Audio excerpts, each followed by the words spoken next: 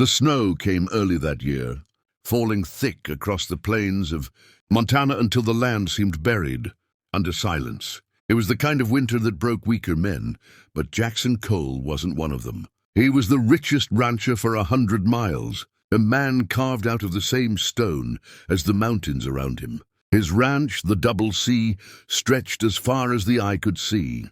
Thousands of acres of wild land tamed by his will alone. People said Jackson could buy anything, land, horses, power.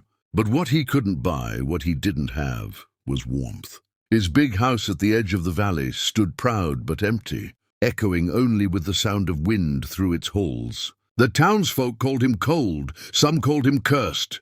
And maybe he was, because no matter how much he earned, peace never came. Then one day, a letter arrived from a marriage agency out east.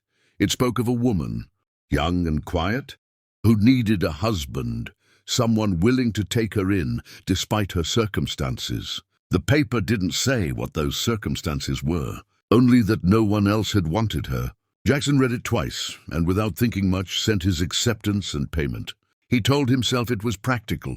A ranch needed a woman's touch. A man needed an heir. But deep down, he was tired of the silence, tired of coming home to nothing but the echo of his boots on the wooden floor. When the stagecoach pulled into town 2 weeks later, the snow was falling hard. Jackson stood waiting beside his horse, his coat collar turned up against the wind. The door opened and a woman stepped down.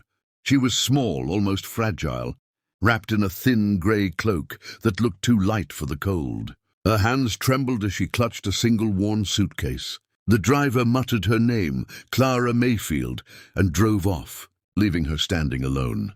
She looked up at Jackson then, and he froze.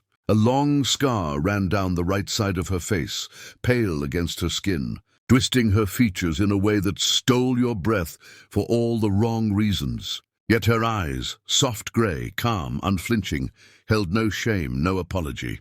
She met his stare as if daring him to turn away. Jackson didn't. After a long moment, he simply said, "Mount up. The ranch is that way."